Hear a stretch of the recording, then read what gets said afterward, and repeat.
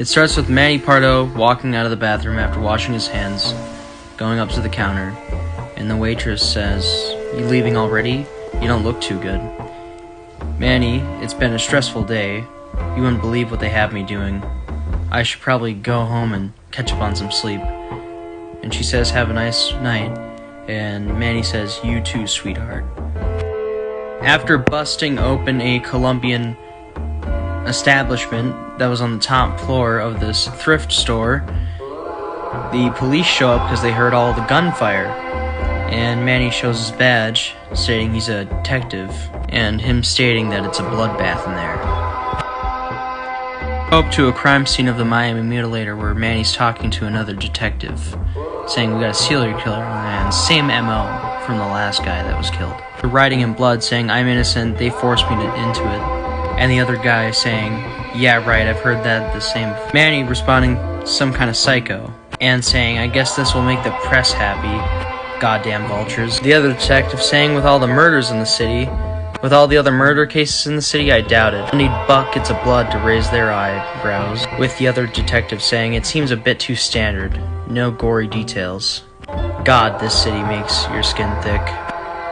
Manny saying his ultimate line, "I was born with thick skin." And Pardo asks if they found any clues, and the other officer says no, he just had his throat slit, no weapon or evidence, and no witnesses either.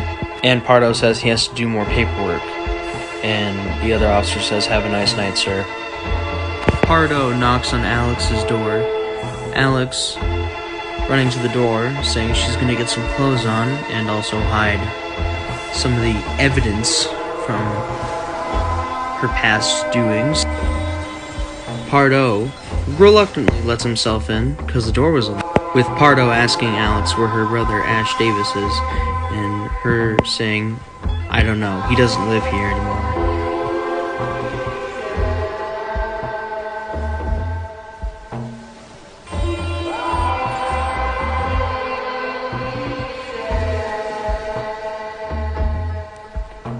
And Pardo saying him to contact Miami PD so he could see him. And Pardo complimenting Alex's good genes and saying something oddly weird in the moment. When you forcefully break into someone's house to get some answers out of them, and there's some strange kid in Pardo's trunk of his car, but that's nothing probably. After Pardo wipes out a big Colombian operation that was smuggling drugs into the country, the other officer out there was mad because he didn't wait for backup. With Pardo replying, "It's not my fault it took you guys so long to get here." With the other officer replying, "That was reckless. You endangered the entire operation." With Pardo replying, "If you don't like it, go complain to the chief. I'm out of here."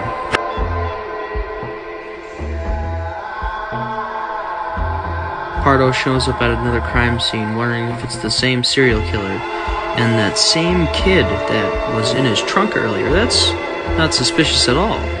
Of course, the other officer said there was no other evidence there, and there was another message left there, saying, "Please don't make me do it again."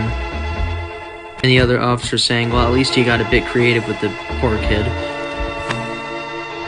With Pardo saying maybe he was upset that the papers weren't made a big deal of him.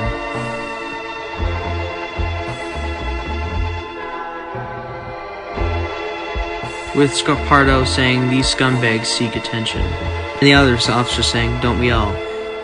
And telling Pardo, "You're right. You're getting a fair share once this gets out. Think you could handle all the pressure of all these eyes being on you now?" The other officer says. Pardo saying, "I'm sure this guy will slip up sooner or later." With Pardo asking what evidence he's had. "No witnesses," the other officer says. An electrician found him like this. Found cuff marks on his wrists and ankles. And death by strangulation.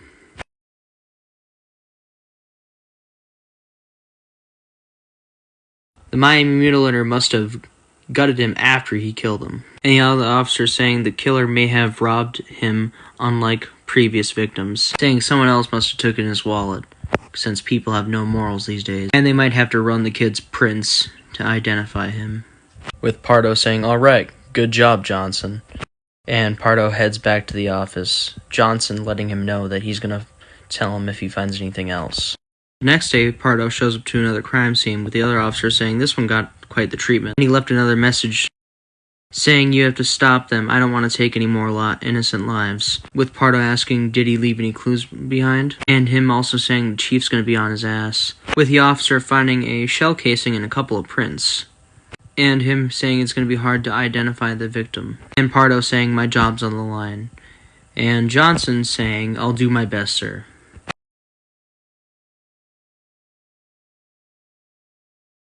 Pardo frantically looking around his apartment, looking for his gun, and finds it nowhere. Getting in his car and going back to the crime scene.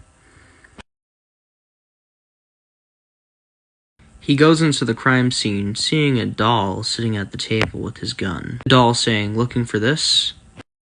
And Pardo saying, "What are you doing here? This is a crime scene." And the doll saying, "Well, you know what they say, murderers always return to the crime scene." And saying there must be some truth behind that. Huh? And Pardo says, "Right, who are you? Don't you recognize me? We're related. By blood, aren't we? You can think of me as your son. You created me, after all." And Pardo tells him to give his gun back right before the doll starts choking him. And then Pardo pushes the doll off him, breaking it. Then a golf cart shows up out of nowhere with a guy saying, "Get in." And it's almost like this scene is set up to be like a movie, with the chief saying, "You're a disgrace. I've never heard anything like this." And saying, "Normally I'd never see an officer kindness to a person such as yourself. But since you're a police officer, we'll give you a choice. Turn yourself in, confess to your crimes. They'll go easy on you. If you don't, several officers outside are waiting to arrest you." Pardo responding, "Sir, I'm not sure what you're talking about. What is it you think I've done?" "Think? I have piles of evidence, ballistics reports, fingerprints, to think a police officer would be the Miami Mutilator. Hand me your badge. I'll have one of the officers take your confession." With Pardo saying there must have been a mistake. Someone must have set him up. "I'll prove it if you just let me go, okay?" "You're going nowhere, Pardo. Make this harder than it already is." "Sorry, sir. You'll have to take me by force." After clearing out the police station, the officers tell him to put his hands behind his head. Pardo saying, "Don't shoot, I'm a detective, here's my badge." Saying, "Get down to the ground, your last warning. I'm a police With Pardo waking up in his apartment, getting a phone call from the department, saying, "We need you down here right now, it's a serious situation." And Pardo making up the excuse that he's sick, and he'll have to take a day off. And finds that his revolver is still on him. And in his last moments, he barricades his apartment, pointing his gun at the door, waiting for the police to come get him. But a bright flash moves over the screen. Miami was nuked.